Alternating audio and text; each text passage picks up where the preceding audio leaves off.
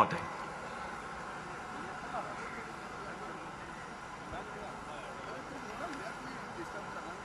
SIDM chairman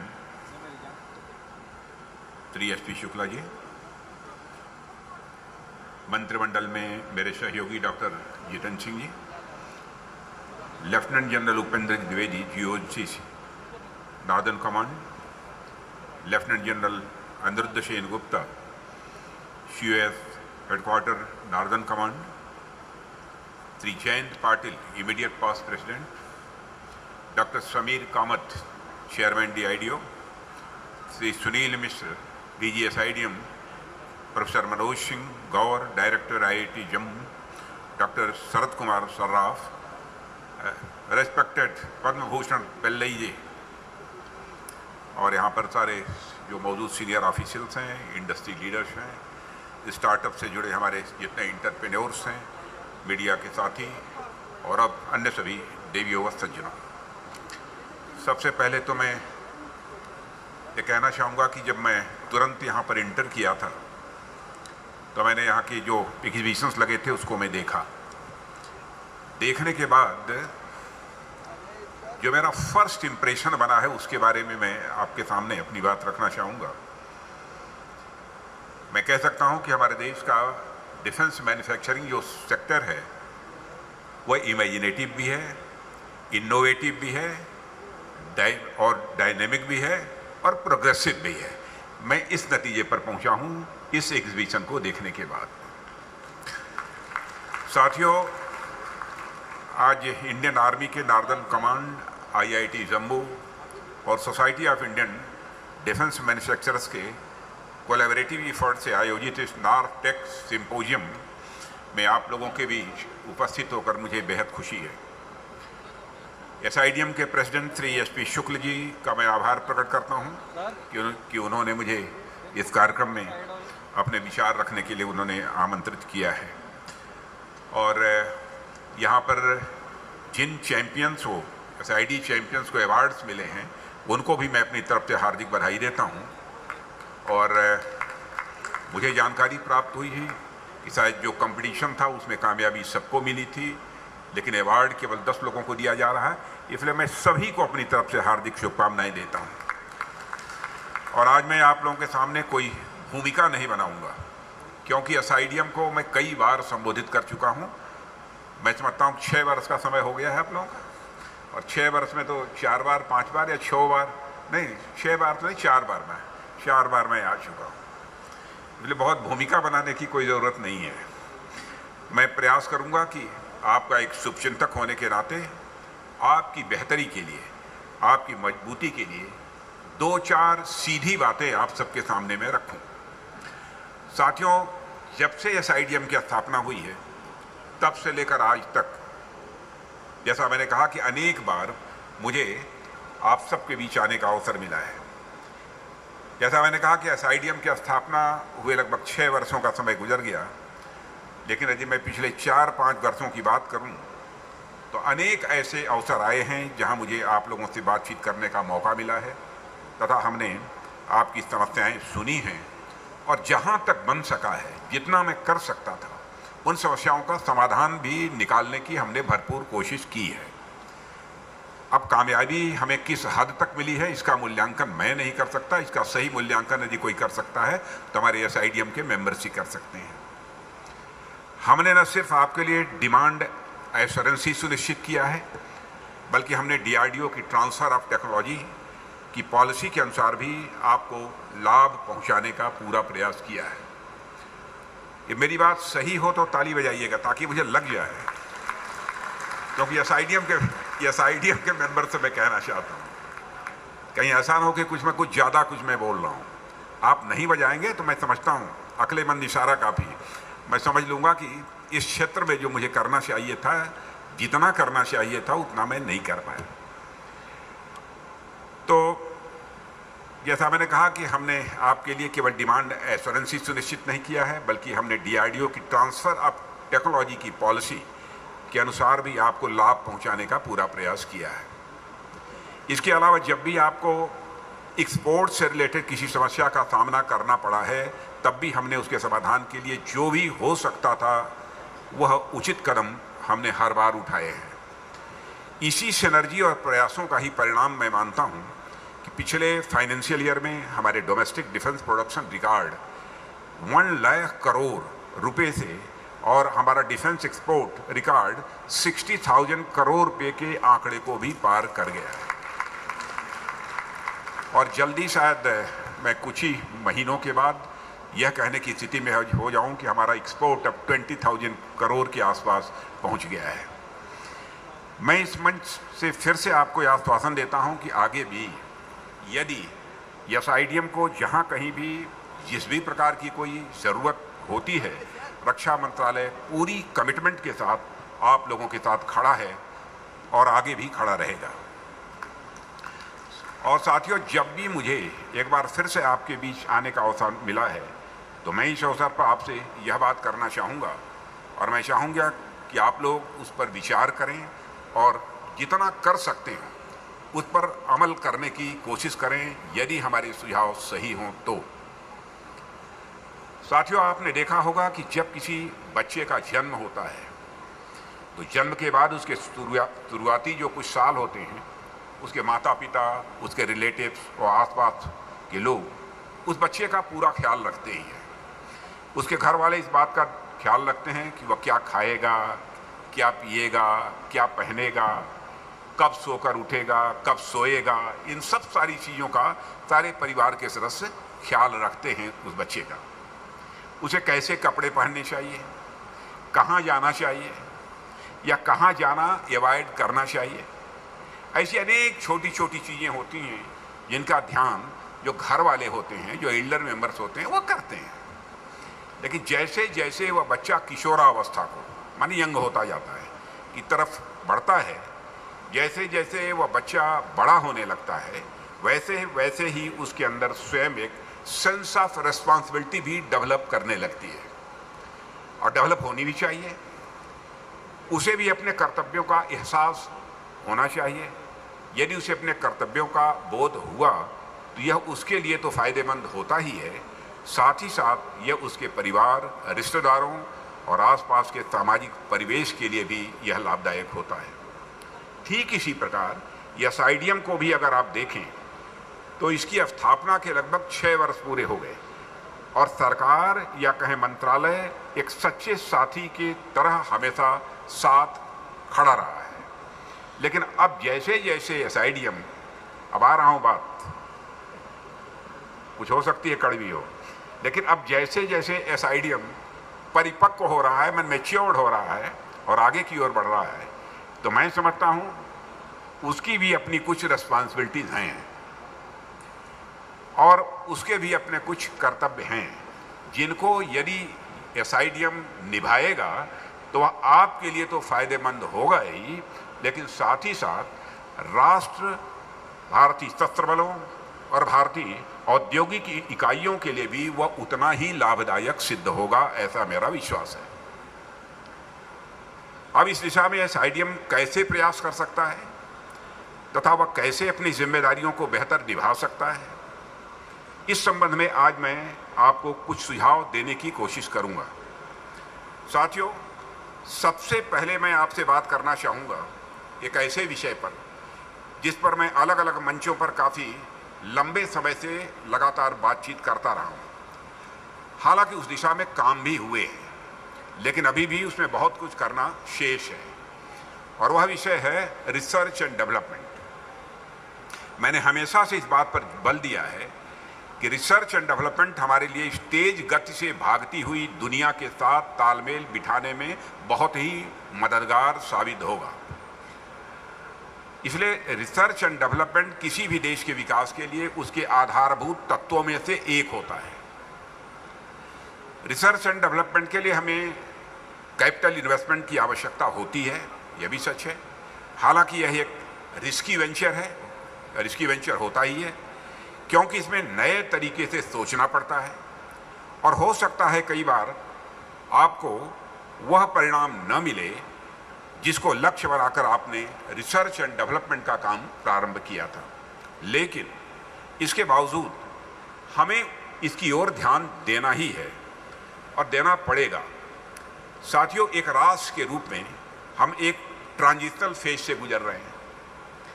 यदि हमें कोई टेक्नोलॉजी, कोई इमिटेशन या फिर ट्रांसफ़र के थ्रू मिलती है तो इसमें भी कुछ गलत नहीं है।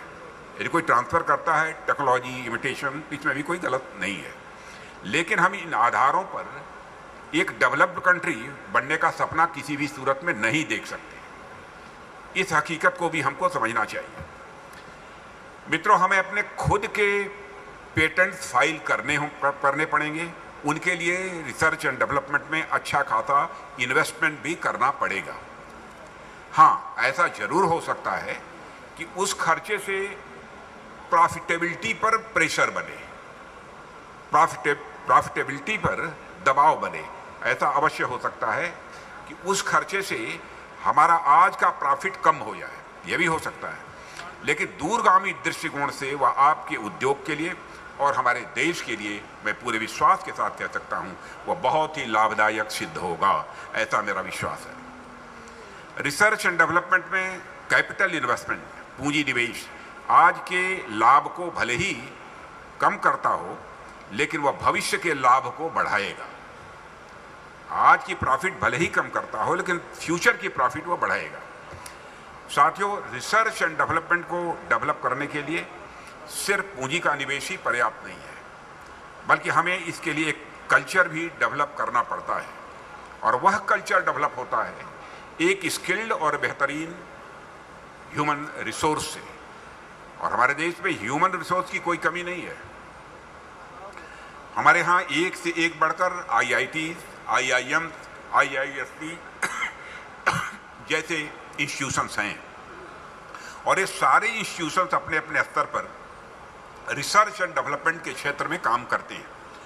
लेकिन हमें उनके कार्यों को डिफेंस सेक्टर से भी जोड़ने की आवश्यकता है, और ऐसा करके हम अपने डिफेंस सेक्टर में एक research and development culture R&D culture develop कर पाएंगे, ऐसा मेरा मानना है। साथियों, इस कल्चर को डेवलप करने में हमें अपने देश के ह्यूमन रिसोर्सेज के साथ साथ यदि विदेश से भी कुछ हासिल हो, फिर से बात अपनी मैं दोहराना चाहूँगा, इस कल्चर को डेवलप करने में हमें अपने देश के ह्यूमन रिसोर्सेज के साथ साथ यदि विदेश से भी कुछ हासिल हो तो भी हमें इसमें बिल्कुल हेजिटेट नहीं करना चाहिए। विदेश में top universities, top companies, space agency व साइंटिफिक रिसर्च ऑर्गेनाइजेशंस में ऐसे अनेक ब्रिलियंट इंडियन ओरिजिन के लोग हैं जिनका भारत के प्रति एक इमोशनल अटैचमेंट है। हमें यह प्रयास करना होगा कि हमारे रिसर्च एंड डेवलपमेंट में हमें उनका सहयोग मिले। यदि वो इंडियन ओरिजिन के नहीं भी हैं, मैं यहाँ कहना चाहूँगा यदि वो इंडियन ओरिजिन के नहीं भी हैं, यदि वो अन्य देशों के भी हों, और यदि वो भारत की ग्रोथ हिस्टोरी का यदि वो हिस्सा बनना चाहते हो, तो हमें उन इंजीनियर्स और साइंटिस्ट को अपने R&D सेक्टर से जोड़ने का पूरा प्रयास करना चाहिए। हमें सिर्फ साइंटिस्ट व इंजीनियर ही नहीं, बल्कि मैनेजर, लीगल एक्सपर्ट्स और फाइनेंशियल एक्सपर्ट्स भी बेहतरीन रखने होंगे, चाहे वह हमें अपने देश से मिले या फिर विदेश से मिले। लेकिन साथियों, ऐसा हम तभी कर पाएंगे जब हम उनको एक अच्छा अमाउंट देंगे, वेतन देंगे, तथा साथ ही साथ उनको एक अच्छा वर्क कल्चर भी प्रोवाइड करेंगे, तभी संभव है। हमारे यहाँ 19वीं सेंचुरी में जो HR पॉलिसी थी, उस पॉलिसी के आधार पर हम आज 21वीं सदी में अपने वर्क फोर्स को नहीं चला सकते हैं। इस सच्चाई को भी हमको समझना चाहिए।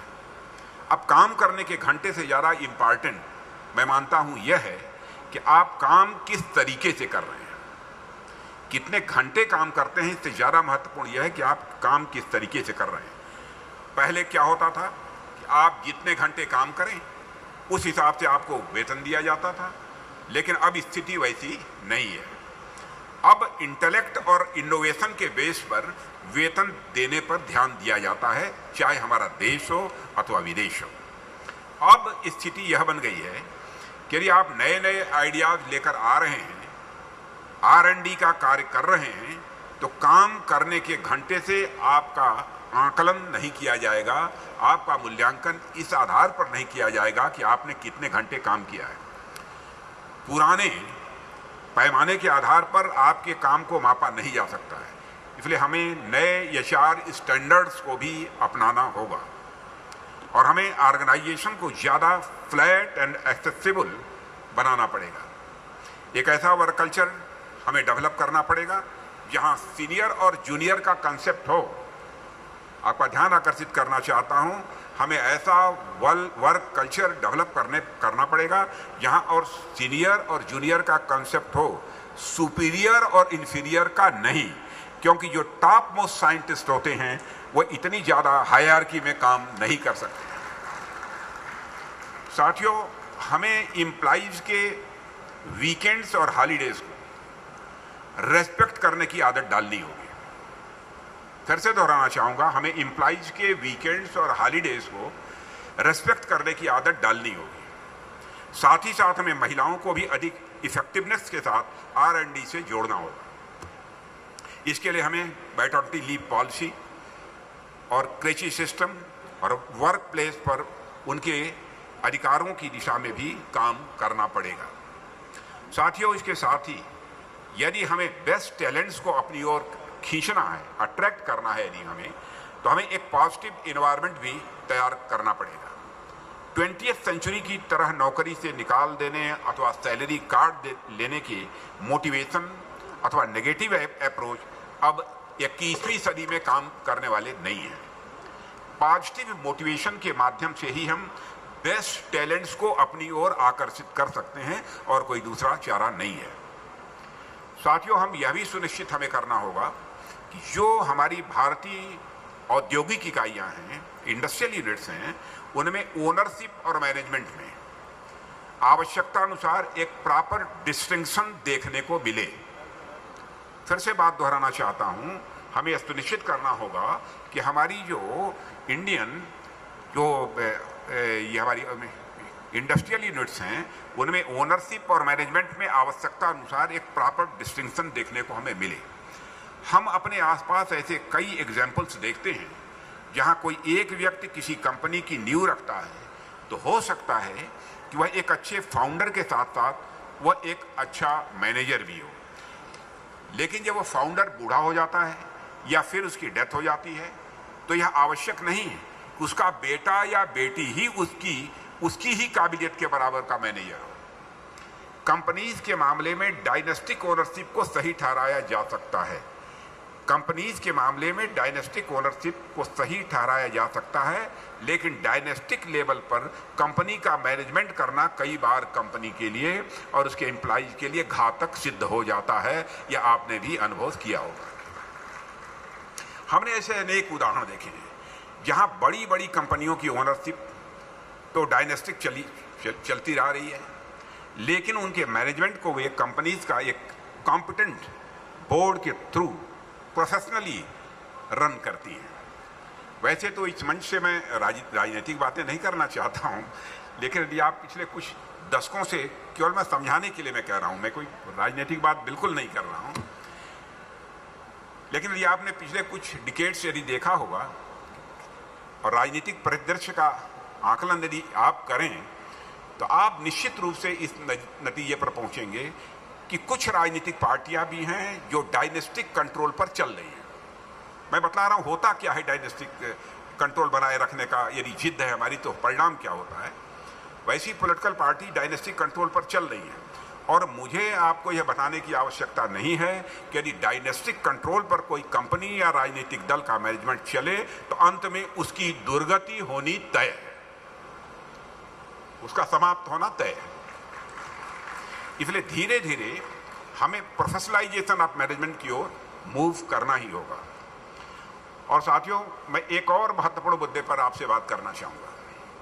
यह SIDM का जो कार्य है, इसमें कई बार एक्सपोर्ट के लिए हमें क्वालिटी एश्योरेंस की आवश्यकता पड़ती है, क्योंकि बायर तो हाई क्वालिटी के इक्विपमेंट ही खरीदना चाहेगा और हमने एसआईडीएम के सामने आने वाली क्वालिटी से रिलेटेड जो भी समस्याएं हैं उनका हमेशा समाधान किया है। लेकिन साथियों, हमें यहां इस बात पर ध्यान देने की आवश्यकता है कि बायर या सरकार तो अपनी तरफ से क्वालिटी चेक की कोशिश करेगी ही, बायर या सरकार तो अपनी तरफ से क्वालिटी चेक की कोशिश करेगी ही, लेकिन उसके अतिरिक्त आप स्वयं अपने अंदर एक इंटरनल इवैल्यूएशन की व्यवस्था बना सकते हैं और मैं समझता हूं कुछ लोगों ने निश्चित रूप से बनाया होगा। मैं आपको सुझाव देना चाहूंगा कि आप इंडस्ट्री के कुछ साइंटिस्ट और एक्सपर्ट्स को मिलाकर एक ऑटोनोमस एंड इंडिपेंडेंट बॉडी बनाइए जो स्वतंत्र हो और पारदर्शिता यानी ट्रांसपेरेंसी के साथ कार्य करे और इंडस्ट्री के द्वारा बनाए गए प्रोडक्ट्स को इवैल्यूएट करे। वैसी एक इंडिपेंडेंट बॉडी होनी चाहिए। जैसे यदि कोई इक्विपमेंट बहुत अच्छा है तो उसे ए रेटिंग देना, कुछ उससे कम अच्छा है तो बी रेटिंग देना, यदि बिल्कुल ही खराब है तो उसे डिसमिस करना। यदि आप इस क्वालिटी चेक की व्यवस्था को अच्छे से ऑनेस्टली रन करेंगे तो इससे समय के साथ दुनिया में आपकी साख बढ़ेगी, दुनिया में आपकी क्रेडिबिलिटी बढ़ेगी, बायर्स का आपके ऊपर कॉन्फिडेंस बढ़ेगा, ट्रस्ट भी बढ़ेगा। यदि आप ऐसा कर पाए तो दुनिया भर में आपकी रेटिंग को महत्व दिया जाएगा। साथियों, इसके अतिरिक्त मैं एक अंतिम और बेहद महत्वपूर्ण मुद्दे पर जो मैं जिसे महत्वपूर्ण मानता हूं आपसे चर्चा करना चाहूंगा। आजादी के समय से ही डिफेंस प्रोक्योरमेंट में करप्शन एंड फेवरेटिज्म की शिकायत आती रही है। हालांकि इस प्रकार की शिकायतें और भी दूसरे सेक्टर्स में भी देखने को मिलती हैं, लेकिन उनके लिए हमने सीबीआई, ईडी, विजिलेंस जैसी अनेक व्यवस्थाएं कर रखी हैं। हालांकि मुझे पता है कि आप सभी ईमानदार, नैतिक और बेहद उच्च मानकों वाले व्यक्ति हैं, लेकिन जैसा कि हमें देखने को मिलता है कि प्रत्येक सेक्टर में कुछ एक ऐसे लोग होते हैं जो तालाब में गंदी मछली के जैसे होते हैं। और आप एक कटु बात है, और आपने वह कहावत तो सुनी ही होगी कि एक गंदी मछली पूरे तालाब को गंदा कर देती है। ऐसे लोगों के करप्शन एंड मैल प्रैक्टिसेस के कारण जनता का संस्थानों पर से विश्वास उठने लगता है, जिसे एक लोकतांत्रिक देश में बिल्कुल भी बर्दाश्त नहीं किया जा सकता है। इसलिए बहुत अच्छा होगा कि एसआईडीएम एक इंटरनल विजिलेंस मैकेनिज्म, ये हमारा सुझाव है, आप कर पाएंगे कि नहीं कर पाएंगे, करना बहुत कठिन है मैं जानता हूं, इसलिए अच्छा होगा कि एसआईडीएम एक इंटरनल विजिलेंस मैकेनिज्म का भी निर्माण करे और आप खुद अपने लेवल पर ही कुछ कदम उठाएं, या देखें कि यदि कोई आपसे एफिलिएटेड कंपनी गलत कर रही है तो फिर गलत इंफॉर्मेशन पास कर रही है तो आप गवर्नमेंट में जाने के पहले एक बार उसको भी हिदायत दें, उसको समझाएं, और फिर भी यदि नहीं सुधरता तो फिर गवर्नमेंट के पास जाएं, गवर्नमेंट के सामने इसे लाएं, इसके अलावा कोई चारा नहीं है। मैं समझता हूं कि यदि किसी की गलती के बारे में एहसास यदि करा दिया जाए तो इससे अच्छी बात क्या होती है यदि अपने अंदर वो सुधार कर लेता है, और नहीं होता है तो फिर उसके बाद तो गवर्नमेंट की नजर में उसे लाएं। इस प्रकार के कार्य न सिर्फ संस्थानों में बल्कि भारत के लोकतंत्र में भी जनता का भरोसा बढ़ाएंगे, ऐसा मेरा विश्वास है। साथियों, मेरे कुछ सुझाव ऐसे थे जो मैंने आपके सामने रखे हैं। यदि आप इन सुझावों पर अमल करें तो हो सकता है कि आप एक ऐसी संस्था के रूप में उभर कर सामने आएँ जिसके इंटरनल विजिलेंस सिस्टम का अनुकरण आगे चलकर दूसरे फिक्की, CII जैसे बड़े जो संस्थान है वो भी कर सकते हैं। मैं यह नहीं कह रहा हूँ कि आप इन सुझावों को कल से ही लागू कर दीजिए, मैं ऐसा नहीं कह रहा हूँ कि आप इन सुझावों को कल से ही लागू कर दीजिए। मैं चाहता हूँ कि आप सब आपस में बैठकर बात करें। हमारे दिमाग में जो बात आई है वो मैंने आपके सामने रख दिया, आप इस पर बात करें और विचार करें, और मैं समझता हूँ कि बात करेंगे, विचार करेंगे तो एक आउटकम के साथ कुछ ना कुछ तो आप आएंगे ही, सामने आएंगे, और आप सभी इस पर विचार करें तो हो सकता है कुछ और भी अच्छी चीज़ें निकलकर आपके सामने आएँ। आप उनसे मुझे भी यदि अवगत करा सकेंगे तो अच्छा रहेगा, क्योंकि मैं आपकी मदद ही करने वाला हूँ। कभी मैंने कोई हर्डल कहीं पर कोई क्रिएट करने की कोशिश नहीं की है, और इस तरह के विचार विमर्श से मैं समझता हूँ एसआईडीएम अपने भीतर अधिक से अधिक गुड प्रैक्टिसेस ला सकेगा और अपनी कार्य पद्धति को और अधिक बेहतर बना सकेगा, ऐसा मेरा विश्वास है। इस अवसर पर इससे अधिक कुछ न कहते हुए मैं इस कॉन्क्लेव की सफलता की कामना करते हुए अपनी बात को यहीं पर मैं समाप्त करता हूं। आप सबको बहुत बहुत धन्यवाद।